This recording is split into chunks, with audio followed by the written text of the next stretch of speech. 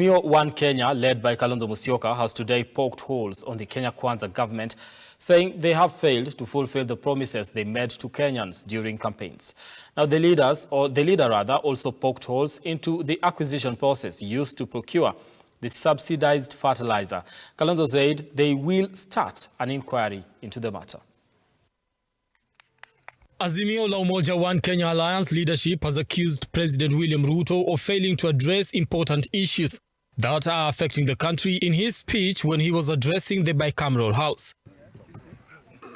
Welcome to the command center.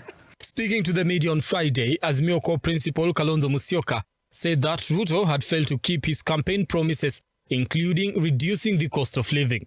On the 29th September, which was yesterday, 2022, President William Ruto took to the floor to address the nation as he opened the 13th Parliament in what is billed to have been the shortest speech by a head of state to Parliament since its inception.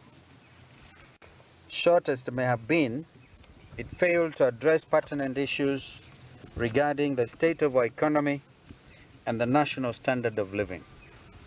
Fellow Kenyans, the season for political campaigns has ended, and the honeymoon is well and truly over.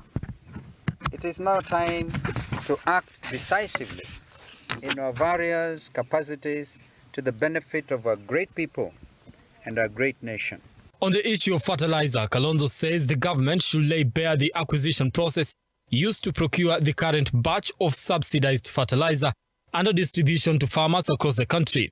He has threatened to rally the Azimio legislators to commence an inquiry into the procurement of the fertilizer.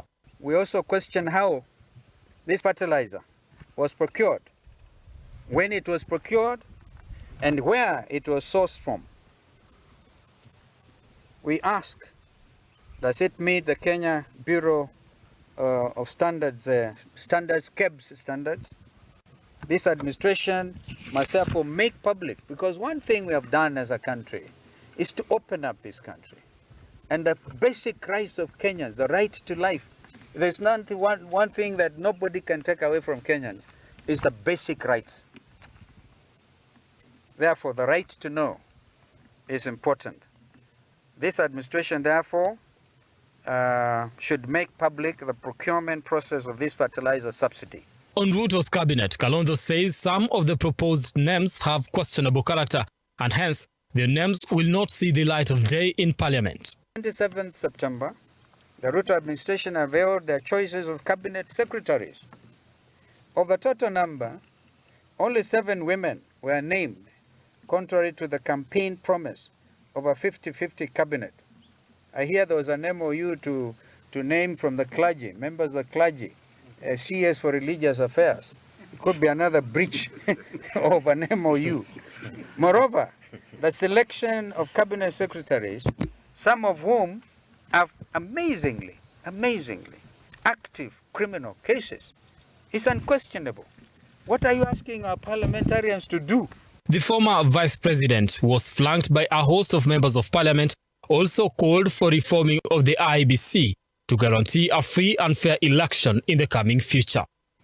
We must reform, and I cannot overemphasize the word must, in the light of what we now know.